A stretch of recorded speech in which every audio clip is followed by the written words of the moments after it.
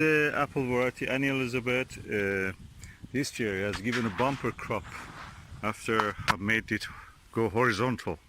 These were all vertical branches. I almost broke them, as you can see here, by adding a bottle of milk full of water here and attach it with a rope to the branch, and the branch came down.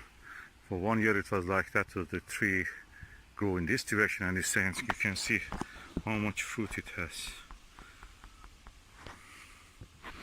And some of the lower ones have got a scab. I think the scab is because of the lack of ventilation in this lower part.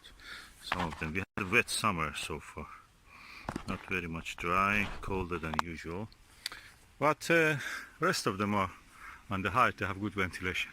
The apples really grow big in this apple variety, as you can see. And we are in the late July, and you can see they look nice. The size is really good.